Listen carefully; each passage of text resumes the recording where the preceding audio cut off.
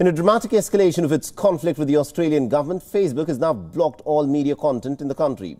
Australians woke up to a pretty empty news feed on their Facebook timeline earlier this morning after the social media giant blocked all content in the country, escalating its dispute with the Australian government over paying for content.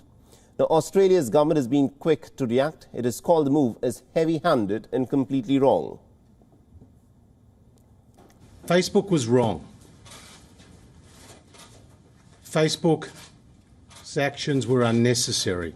They were heavy-handed and they will damage its reputation here in Australia. Their decision to block Australians' access to government sites, be they about support through the pandemic, mental health, emergency services, the Bureau of Meteorology, were completely unrelated to the media code, which is yet to pass through the Senate. Meanwhile, the localised ban has affected several Australian emergency services. Pages that carry warnings about COVID outbreaks, bushfires and cyclones have all been rendered blank. The fire, health and meteorological services around the country were also experiencing problems with their Facebook pages, which are regularly used to issue emergency warnings in the disaster-prone nation. This move comes in the wake of the looming laws in Australia, which will force tech giants such as Facebook and Google to pay publishers for content. Now, unlike Facebook, Google has already sealed deals with several publishing outlets in recent days.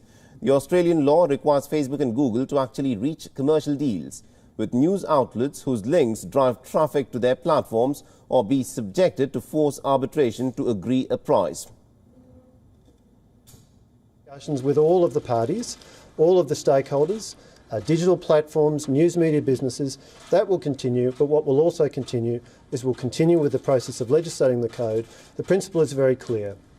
Google and Facebook are important parts of the digital ecosystem in Australia. They're important parts of the economy. We've made it clear that we want them to continue operating here, but we've also made it clear that if you do business in Australia, you need to comply with the law of the land in Australia. Now, Australia's competition watchdog has maintained that for every $100 that is spent on online advertising, Google captures $53, Facebook takes $28 and the rest is shared amongst others, depriving media outlets of revenue that is needed to support journalism. The situation is pretty similar in the rest of the world, and Facebook's move comes as tech platforms are facing increasing pressure to share revenues with news media portals who are the original creators of content that drives traffic to these websites.